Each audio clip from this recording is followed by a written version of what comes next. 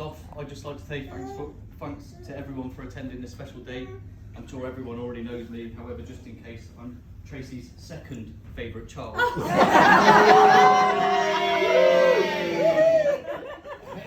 Normally this type of speech would be done by the father of the bride, but as this special soul is sadly no longer with us, I was given the honour. I decided I wouldn't give the traditional father of the bride speech, but instead switch it up to a son of the bride speech, and then Kerry can do the nice part. If you all take a look at the lovely bride and groom, you'll see the nervous smiles on both of their faces and the dread of what's to come. Both of you don't need to worry, I won't disclose too much, well, maybe just a couple of memories that stick in my head and will do for the rest of my life. Hopefully, if all goes to plan by the end of it, Rob will also have a new nickname which will haunt him as much as it does me.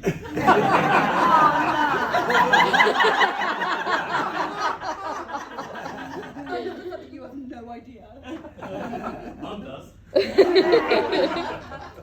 Before we get to that, I just need to ensure that I get at least one nice thing in before moving on. On that note, Mum, you look absolutely amazing today, but hey, you do every day. Well, maybe not every day. Certainly not while you were sleeping on the sofa after a few too many drinks on your hen night. It has its perks. Yeah, Rob, we don't want to know about that. How was the cushion, Rob? Over the past 33 years, I've had the pleasure of having you as my mum, and for the last year and a half, Harrison's nana. Without a doubt, we've always been able to rely on you to be there through both the good times and the bad times. I might just need to call you several times for you to hear your phone. Just remember, I still iron your shirts. I think that's also Rob. I'll give her a do. She did yours and Matt's yesterday. Alright, we'll give it up. But with saying that, your special little soldiers are still very lucky to have you in our lives. Yeah. We've always been able to count on you for anything and everything, from ironing my shirts, cooking a cracking roast dinner on a Sunday, sometimes forgetting the parsnips, but we won't go there. Always making homemade desserts when we come for dinner. Oh wait, no, that was supposed to read only cooking homemade desserts when Kerry back for dinner. Yeah, keep that going. I could talk about countless amazing and kind things that make you the person that you are and how much you do for both our families. But this all changed in 2014 when Rob entered our lives. This went from having just your support to Rob welcoming both Kerry and I along with our partners into his own life and treating us as children of his own. Rob's supportive nature shined from the very first day we met and continues to this day with us all. And I'm sure, as you've all noticed, Harrison loves his grumpy. Rob, I'd like to say thanks for just being you. Cheers. I appreciate that. Thank you.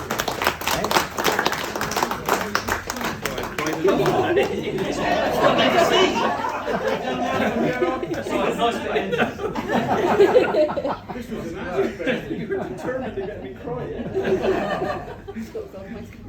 Alongside Rob's supportive nature comes Rob's sense of humour that manages to bring the funny side to most situations. Over the years, we've had countless events where we've shed tears of laughter while talking about Rob's experiences and antics. I still remember one of Rob's first antics that he decided to play out. It was our first Christmas together. We were all gathered round a tree to exchange gifts. Mum was passed a present from under the tree, and all of a sudden Rob shouted, "Tracy, no!"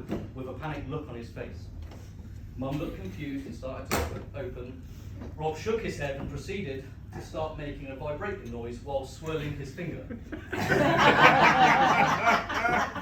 I don't think I need to explain what was going through my head at that time. But I've never seen Mum so embarrassed in my life. Gladly, the present was closed. To this day, I'm not sure if Rob was joking, or he generally thought he forgot to give her a gift earlier when it was just the two of them. That said, Mum isn't so innocent herself. Hang on. In 2006, you'll remember in a minute, Rob, don't you? All right. In 2016, Andrew and I decided to move closer to family back in Swindon while we were waiting for our house purchase to complete. We're in a short-term rental that had poor laundry facilities, we took some laundry over to Mum's, and whilst hanging some of my shirts up in the window in Mum and Rob's room, I noticed a lovely Christmas card on the bedside table.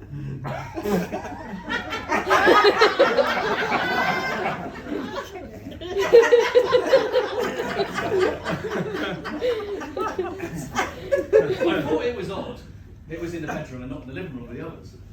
I decided to have a read, and if I could turn back time, that card would have remained firmly in its place, unread. The card looked really nice and really cute. Nice little Christmas card. I thought, let's have a look so I can wind them up. What could go wrong? To my Frobby Robbie.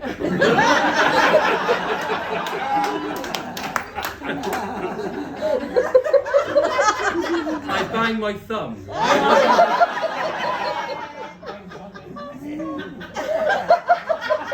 it get worse? Oh, I don't know.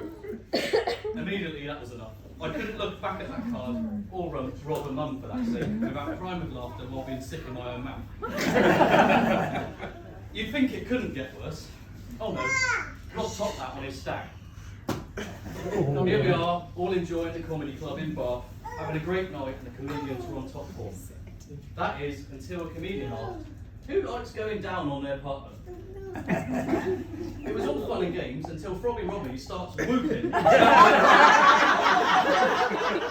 if I remember rightly, it was whoop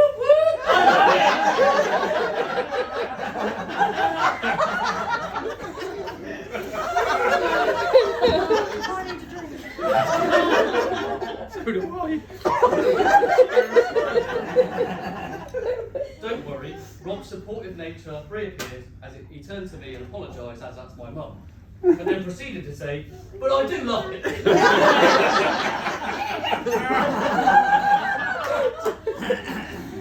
Anyway, back to being nice. Mum, seeing both you and Rob today, as happy as you are, is an absolute delight. That said, I don't think there is a day that goes past where Rob doesn't make you happy. Get your mind out the gutter, Rob. When Rob first came onto the scene back in 2014, the only thing I could have asked for is someone to love and cherish you like you deserve. Looking back now, I believe Rob has achieved everything we could have ever wanted and more. And on that note, I'd like to pass over to Kerry, but before I go, I'd like you to join me in a toast to Tracy and Frobby Robbie.